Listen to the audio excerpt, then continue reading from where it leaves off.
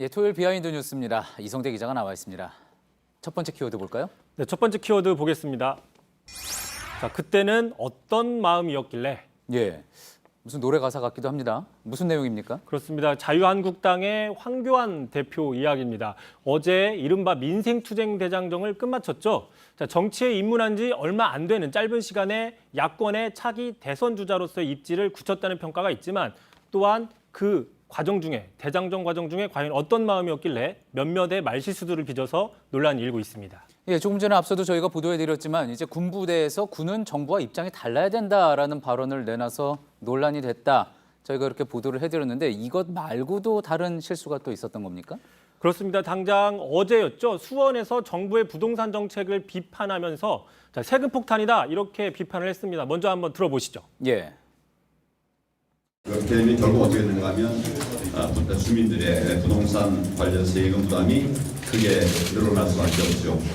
여기 계신 분 모두가 올해 세금이 얼마나 오르는지 또 세금 폭탄 맞는 것은 아닌지 많이 걱정들 되시는 것입니다.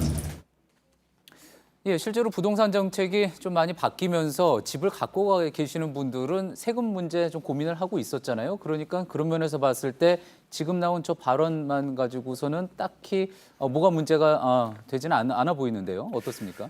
그렇습니다. 그런데 지금 저 발언을 듣는 사람들이 과연 누구냐? 그걸 좀 찾아봐야 될 것 같은데 자, 황 대표가 찾았던 곳은 바로 공공임대주택 분양 전환을 앞두고 있는 곳입니다. 다시 얘기해서 10년 동안 비교적 싼 시세로 임대주택에 살다가 이제 기한이 다 됐기 때문에 우선 분양을 받을 수 있는 자격이 생겼는데 이미 시세가 많이 올랐기 때문에 분양을 받을 수 없어서 오히려 다른 곳으로 날아갈 수밖에 없는 그래서 지금 갈등이 지금 첨예한 이런 곳입니다. 예. 자, 공시가가 상승했기 때문에 피해를 본 건 맞지만 황 대표가 얘기하는 것처럼 이들은 주택 소유주가 아니기 때문에 세금 폭탄을 맞는 건 아닌 거죠. 예, 그러니까 주민들이 정말 걱정하고 있는 부분이 뭔지 정확하게 맞춰서 이야기를 하지 못했다. 그런 이야기인 거군요.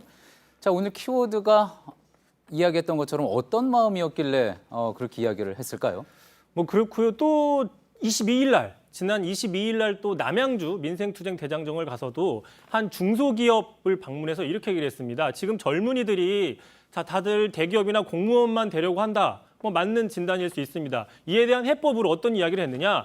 자 그렇다면 지방 중소기업들도 사내 회사 안에다가 카페를 좀 멋지게 만들어 놓으면 자, 회사 가는 게 즐겁지 않겠느냐? 그러면 젊은이들이 지방으로 가서 살 수 있게 할 수 있지 않겠느냐라는 해법을 제시했습니다. 자, 다시 얘기해서요. 요즘 뭐 트렌드인 거죠. 보시는 것처럼 회사 안에 이렇게 뭐 맥주 무료로 공짜로 마실 수 있고 예. 커피도 무제한 마실 수 있고 또 뭐 소파도 이렇게 여러 군데 놔서 아무 데서나 앉아서 자유롭게 일하는 분위기의 이런 카페들을 만들면 뭐 해결이 된다. 뭐 이렇게 볼 수 있는 겁니다. 예, 물론 없는 것보다 있는 게 낫겠죠. 그리고 일부는 뭐 대책이 될 수도 있을 것 같아 보이는데 이게 청년 일자리 문제 대책의 핵심 대책이라고 보기는 좀 힘들 것 같습니다. 네, 그래서 뭐 어떤 마음으로 도대체 이런 이야기를 했는지 좀 의아할 수밖에 없다라고 볼 수밖에 없는 건데 자 그러니까 바로 정의당에선 이런 논평을 내놨습니다. 자, 황교안 대표의 발언은 자 카페주도 성장이냐 카페주도 성장인 거냐라고 이렇게 좀 비판을 하기도 했고요. 또 황 대표 지난주에는 충남 당진을 방문해서 그 현 정부가 화력 발전을 늘리면서 미세먼지도 증가하고 있다라고 얘기를 했는데 알고 보니까 본인이 대통령 권한대행 시절에 그 화력 발전을 설립하려고 했다라는 거를 이미 지난 시간에 이 자리에서 보도를 해드리기도 했었죠. 예. 자, 황 대표가 지금 민생투쟁 대장정에 집중을 하고 있는데 이름처럼 정책을 제시하기보다는 좀 정권 투쟁에 집중하기 때문에 이런 약간 엇박자들의 어떤 발언들이 나오는 게 아니냐라고도 볼 수 있을 것 같습니다. 예, 두 번째 키워드 볼까요? 자, 두 번째 키워드 바로 보겠습니다. 자, 워 위스퍼러 대 치킨호크. 뭔가 영어가 많이 나오는 두 번째 키워드군요.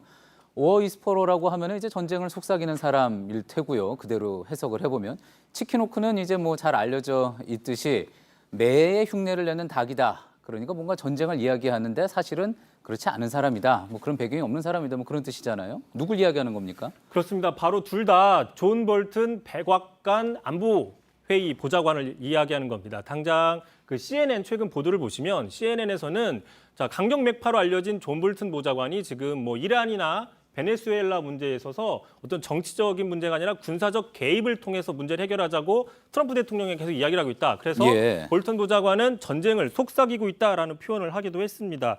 자, 이에 대해서 지금 보면은 실제 앞서서 보도를 봤지만 트럼프 대통령 중동에 약 1,500명 정도 파견을 했었죠. 예. 이게 어떤 그 볼턴의 입김이 어느 정도 통한 게 아니냐라고도 해석을 해볼 수 있을 걸로 보입니다. 하지만 앞서 CNN 보도였었나요? 이제 트럼프 대통령이 이란 사태를 이제 군사적 충돌로 몰고 가고 있는 볼턴 보좌관에 대해서 짜증을 내고 있다. 이런 보도도 나왔었는데 지금 이성대 기자 이야기대로라면은 지금으로서는 트럼프 대통령이 볼턴 보좌관의 손을 들어줬다. 이렇게 볼 수 있는 상황인 건가요, 그러면?